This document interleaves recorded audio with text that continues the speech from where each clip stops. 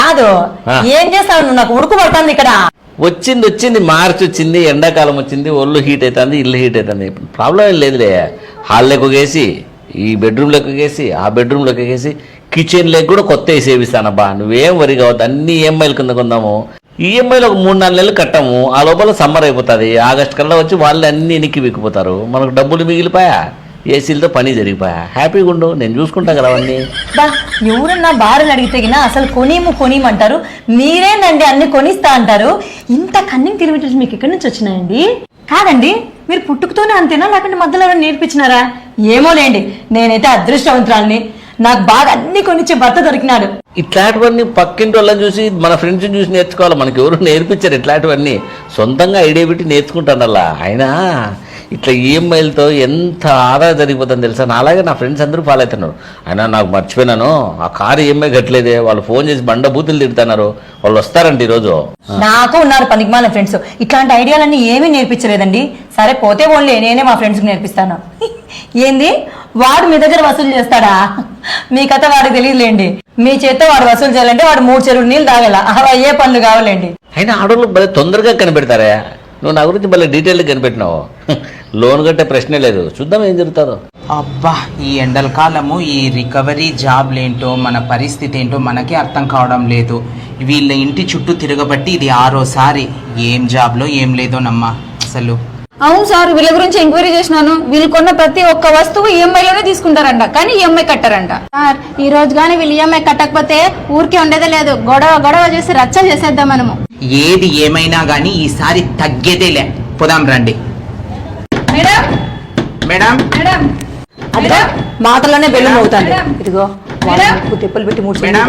అసలు ఇచ్చేది లేదు. మేడం మేడం మేడం ఎవరయ్యా మీరు? మేడం నమస్తే మేడం. నేను థర్డ్ పార్టీ కంపెనీ నుంచి వచ్చాను మేడం, రికవరీ బ్యాచ్ మేడం. ఏంది మేడం మీరు ఈఎంఐ కట్టుకోకుండా ఉన్నారు మీరు 6 months నుంచి? ఈఎంఐ రికవరీనా? యా ఈఎంఐ గురించి మీరు వచ్చినారు? ఫర్నిచర్ ఈఎంఐయా, వాషింగ్ మిషనా, ఏసీనా, స్టవ్వా, కూలింగ్ గ్లాస్లా, లేకపోతే కారా? ఏ ఈఎంఐ గురించి వచ్చినారు మీరు? సార్ వీళ్ళ ఫ్యామిలీ మొత్తం ఈఎంఐస్ మీద బతుకుతున్నట్టున్నారు సార్. మేడం మేము కార్ ఈఎంఐ గురించి వచ్చాం మేడం. మేము 6 months నుంచి మీరు కట్టడం లేదు. ఓ కారు ఈఎంఐ గురించి వచ్చినారా? రండి సార్, లోపల రండి సార్. రండి లోపల రండి. లోపలికి ఎందుకు మేడం? రండి సార్. సార్ వీళ్ళు పరుగు పోతుందని చెప్పి లోపలికి రమ్మంటున్నారు సార్. కాదు సార్, ఇంత భయం ఉండే వాళ్ళు ఈఎంఐ కట్టొచ్చు కదా వీళ్ళు. రండి బాబు, రండి. కార్ ఈఎంఐ గురించి వచ్చినారా? ఏంటి సార్ అంత కూల్ గా అంత క్యాజువల్ గా చెప్తున్నారు మీరు? మేము కార్ ఈఎంఐ గురించి వచ్చినాము అంటే రండి అంటున్నారు. మీరు 6 months నుంచి కట్టకోకుండా ఉన్నారు సార్. మేవన్నీ పెండింగ్ ఉన్నాయి ఈఎంఐలన్నీ. కాదు, ఏమన్నా కార్ నీదా? కంపెనీ వాళ్ళది కదా. ఎందుకంత సీరియస్ అవుతానో మామూలు ఏమో మాట్లాడాలి. వచ్చి గదురుకుంటున్నాడండి. ఆయన అయితే ఈమె పరుగు పోతుందని లోపల పిలుస్తాంది అంట. పరుగు పోతుందని ఏం పెంచలేదు మేము. మీకెందుకు అవన్నీ? కార్ మీదే కాదు కదా, కంపెనీ వాళ్ళది. మీరు ఈఎంఐలు వసూలు చేసేదానికి వచ్చినారు. ఈఎంఐలు వసూలు చేసుకుని పోండి. అంతే కదా. అదో రాజును కొట్టచ్చు కానీ రాజు కొట్టమని అంటారు చూడ. సరే ఇప్పుడు ఏం చెప్పండి మ్యాటర్. సార్ మేము మా డ్యూటీ మేము చేస్తున్నాం సార్. మేము చిన్న ఎంప్లాయము. మా పై ఆఫీసర్లు చెప్పడే మేము చేస్తాము. కలెక్ట్ చేయాలి కదా ఈఎంఐస్ అన్ని మేము, లేకపోతే మా జాబ్ ప్రాబ్లం అవుతుంది సార్. ఇప్పుడు వరకు మీరు 1,32,000 కట్టాలా.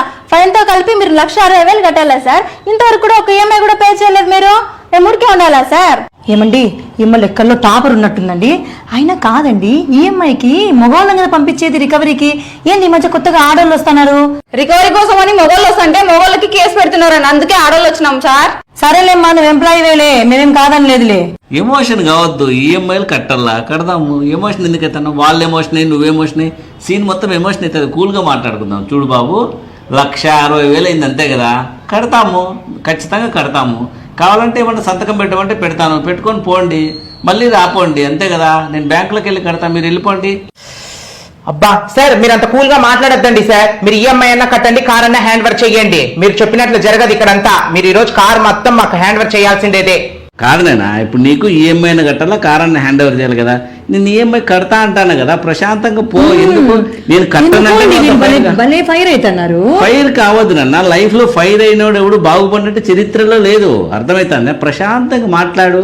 ఏమండి మనం వాళ్ళ మీద కోపడి మాట్లాడకూడదు. అయ్యో ఎందుకే, వాళ్ళు పాపం ఎంప్లాయీస్ ఎండన పడి వచ్చింటారు. అందుకని ఆ హీట్ మీద అట్లా మాట్లాడుతున్నారు. మనం ఎమోషన్ వాళ్ళ ఎమోషన్ అయితే చెడిపోదు. సరే బాబు, తొందరపడద్దు. ప్రశాంతంగా కూర్చో. మజ్జిగ తాగుతావా, నన్నారి తాగుతావా, నిమ్మకాయ సోడా తాగుతావా, పైనాపిల్ జ్యూస్ తాగుతావా, మ్యాంగో మ్యాంగో జ్యూస్ తాగుతావా, సపోటా జ్యూస్ తాగుతావా, ఇవన్నీ కాదని చెప్పి టెంకాయ నీళ్ళు తాగుతావా? జ్ఞానం మన ఇంట్లో ఫ్రూట్స్ అన్ని ఫ్రూట్స్ చెప్తాను ఆ? ఉండేది ఒకటి నిమ్మకాయ ఉందంతే. వేరే నీ ఈఎంఐ గట్లా యాదో ఒకటి మాట్లాడి పంపిలేమా? నిమ్మకాయ లేకుంటే కాదు చింతపండు నాయనా? చేసినా? ఆ? చింతపండు చూసేస్తా. ఆ. అబ్బా అక్క ఎంత మంచోళ్ళు వీళ్ళు, ఎన్ని ఐటమ్స్ చెప్తున్నారు. ఏమడుగుదాం అక్క జ్యూస్? ఏం మనకు చాలా క్లాస్గా కనిపిస్తున్నాం కదా, పైనాపిల్ కానీ యాపిల్ కానీ జ్యూస్ అడుగుదాంలే. అరే ఉండు మేడం, పైనాపిల్ జ్యూస్ కొంచెం ఐస్ ఎక్కువ వేసి తీసుకున్నాను మేడం, ఎండకి నాకు గ్లామర్ తగ్గిపోతుందని మా ఆయన చాలా ఫీల్ అవుతున్నాడు. లావణ్య థూ, మీ కకృతి బ్యాచ్ ని పిలుచుకొని వచ్చినందుకు నాకు బుద్ధి తక్కువ. సార్ మీరు ఏమన్నా ముందు ఇంతకు ముందు జ్యూస్ కంపెనీ పెట్టుకున్నారా? అన్ని ఆఫర్ చేస్తున్నారు మాకు. సార్ ఈఎంఐ కట్టండి సార్ ఫస్ట్ మీరు. సార్ అంత ఫైర్ కాకండి సార్, మిమ్మల్ని తీసుకుపోయి డైరెక్ట్ ఫ్రిడ్జ్ లో పెట్టలేము సార్, మీరు చాలా ఫైర్ గా ఉన్నారు. పాపం ఆడోళ్ళు కదా సార్, ఏదో అడిగినారులేండి, మీకు కూడా ఇస్తానులేండి 2 ఐస్ క్యూబ్స్ ఎక్కువ వేసి కదండి. ప్రశాంతంగా ఉండు నాయన. రేపు పొద్దున్నే ఒక చిట్టు కంపెనీ నుంచి 6 లక్షల రూపాయలు చెక్ వచ్చేది ఉంది, అది వస్తానే మీకే కడదామని ఇందాకే అనుకున్నాను. నువ్వు ఇట్లా వస్తాను అంతే, అర్థమవుతుందా? నువ్వేమి వరి కావద్దు. ఎండని పడి వచ్చినావు, పైనాపిల్ జ్యూస్ తాగేసి వెళ్ళిపోండి. ఓకే, నేను కడతాను, నేను కట్టకుండా పోనని చెప్పడంలే కదా. సార్ మీరు ఫస్ట్ ఈఎంఐ అయినా కట్టండి, లేదంటే కార్ కీస్ అన్నా ఇవ్వండి సార్. మీరు ఐస్ ఐస్ అంటూ మమ్మల్ని ఐస్ చేస్తున్నారు మీరు. సార్, ఎందుకు సార్ మీరు అంతా రఫ్ గా హ్యాండిల్ చేస్తున్నారు కస్టమర్స్ ని? అట్లా చేయకూడదు. వాళ్ళు ఏందో సాఫ్ట్ గా మన కూల్ డ్రింక్స్ ఇస్తామని చెప్తున్నారు కదా, మీరు ఊరికే ఉండండి సార్. కూల్ డ్రింక్ తాగి మధ్యాహ్నం కూడా బిర్యానీ కూడా చేపించుకుందాం మనం ఇక్కడే. మీరు ఒకటి తిక్కోళ్ళు ఉన్నట్లున్నారు, వాళ్ళు మనల్ని ఐస్ చేస్తున్నారు, మీకు అర్థం కావడం లేదు. సార్ మీరు కొంచెం కూల్ అవ్వండి సార్, వాళ్ళు చెప్పినట్టు విన్నాము. ఉండు. నా కోప్పడద్దు. చిట్ అమౌంట్ 6 lakhs వచ్చేది ఉందని చెప్తాను కదా, ఎందుకంత ఫైర్ అవుతాను? ఎక్కువ అయితే ఏమైతే తెలుసా, బాడీలో అడ్రినలిన్ పెరిగి బీపీ వచ్చి తలలో రక్త కణాలన్నీ చిట్లిపోయి పక్షపాతం వచ్చి ఇట్లా రోడ్డు మీద నడుచుకుంటూ పోతావు. అర్థమవుతుందా? అట్లాంటివన్నీ వద్దు. అమ్మాయిలు చెప్తున్నారు కదా ప్రశాంతంగా ఉండండి సార్, మాట్లాడండి, జ్యూసులు తాగకుండాని. థ్యాంక్స్ అమ్మా, మీరు అర్థం చేసుకున్నారు. రేపు పొద్దున్న చిట్ అమౌంట్ వస్తేనే కడతా. చూడు బాబు, కూర్చోండి, జ్యూస్ తాగిపోండి, ఇంకా ఏమన్నా కావాలంటే చేపించుకొని తినండి. బిర్యానీ కావాలమ్మా, వాళ్ళకంటే ఫస్ట్ జ్యూసులు చేసి. నువ్వేంది అంటే జ్యూస్ అంటే జ్యూస్ ఆడుందండి మన ఇంట్లో. రేపు పొద్దున పోయి ఈఎంఐలో జ్యూసులు కొనుక్కరాపో. జ్యూస్ పైనాపిల్ లేదు, యాపిల్ లేదు, ఎందులో చింతపండు ఉంది, కాసిన చింతపండు జ్యూస్ వేసి ఇస్తా వాళ్ళకి అంతే. మేడం ఏమనుకోద్దండి మేడం, జ్యూసర్ కొంచెం రిపేర్లోకి వచ్చింది, చింతపండు జ్యూస్ చేస్తాను, తాగిపోండి మేడం, చల్లగా ఉంటుంది. ఏమండి అయిపోయినట్లు అట్లా మేనేజ్ చేయండి. అయిపోయిందండి, ఊరికే ఫైర్ అవుతున్నాడు. 30 తిప్పలు పెట్టి 3 చెరువులు నీళ్ళు తాగిస్తానన్నారు, మీరేందండి సైలెంట్గా ఉన్నారు? తిక్క మొదం దానా, ఎండకు 30 సార్లు తిరిగితే 3 చెరువులు కాదు 30 చెరువులు నీళ్ళు తాగాలి. అర్థమవుతుందా? ఎండకు తిప్పడమే వాళ్ళకి పెద్ద పనిష్మెంట్. నువ్వు 2-3 సార్లు వచ్చి తిరిగి సొమ్మసిల్లి పడిపోతాడు వాడే. ఊరికే సైలెంట్గా ఉండు, ఎందుకంత బీపీ తెచ్చుకుంటావు? చూడమ్మా, జ్యూసర్ చెడిపోయిందంట, చింతపండు జ్యూస్ అంటే తాగుతారమ్మా, చక్కగా ఉంటది, ఎండాకాలము బాగుంటది, కడుపు కూడా క్లీన్ అవుతుంది మొత్తం అంతా. చిచిచి, చింతపండు జ్యూసా? ఏంది మేడం అప్పటి నుంచి పైనాపిల్ యాపిల్ అని చెప్పేసి ఇప్పుడు లాస్ట్ కి చింతపండు జ్యూస్ ఇస్తారా? వద్దు మేడం, చిచి. చూస్తారా లాస్ట్ వాళ్ళు చింతపండు జ్యూస్ కి వస్తున్నారు, మీరు లేదా కూల్ సార్ అండి. సార్ మాకు ఆ చింతపండు జ్యూస్ వద్దు సార్, రేపు మధ్యాహ్నం కల్లా మీరు అమౌంట్ అరేంజ్ చేయండి సార్, రేపు ఒక్కటి చూస్తాం మేము, లేదా రేపు వచ్చేసి మర్నాడు వచ్చేసి కార్ పిక్కపోతాం మేము, అంతే చూడండి. ఇంకా అంతకంటే మేము ఇంకేం చెప్పాం మీకు, ఇదే ఫైనల్. పోయేస్తాం సార్. టాటా బాయ్ నాన్న, పోయిరాపో. మీరేందండి అంత సైలెంట్ గా మాట్లాడుతున్నారు? మనం రాయలసీమలం అండి, కోపం అనేది మనకు బ్లడ్ లోనే ఉంటుంది. మీరేందండి అయిపోయింది అంత పొగురుగా మాట్లాడుతుంటే, సరే సార్ మళ్ళీ ఇస్తాను సార్, సరే సార్ అనుకుంటా. బాగున్నారు. ఏంది నువ్వు రాయలసీమ పౌరుషమును ఈ కాలంలో కూడా అవన్నీ స్మార్ట్. Be smart.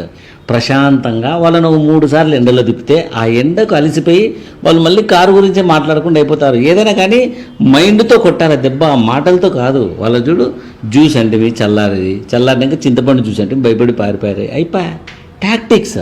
నిజమేనండి, ప్రశాంతతను మించిన ఆయుధం ఇంకోటి లేదు. అవునండి, నిజమేనండి. తెలుసుకుంటానండి, మీ దగ్గర ట్రైనింగ్ తీసుకోవాలండి. ఇన్ని ఈఎంఐలు మేనేజ్ చేసేవాడిని, ఎంత ట్రైనింగ్ ఏంటి ఇంత ప్రశాంతంగా మాట్లాడతా చెప్పు. సరే గానీ జ్యూస్ తీసుకురండి రేపు ఈఎంఐలో. ఏసీలు మర్చిపోయారు, ఏసీలు చెప్పినారు మీరు, 4 ఏసీలు. 4 ఏసీలు, ఇంకొక కూలరు, జ్యూసరు, కూలరు, ఇంకా చెప్పు ఫర్నిచర్ రీప్లేస్ చేద్దాం. అవునండి, ఇది బాలేదండి, ఇది ప్రశాంతంగా ఉంటే ఎన్ని ఈఎంఐలైనా మేనేజ్ చేయొచ్చు, నిజమేనండి, అవసరం లేదు. కరెక్టేనండి. అది చాలా అసలు చాలా గ్రేట్ అండి. God bless.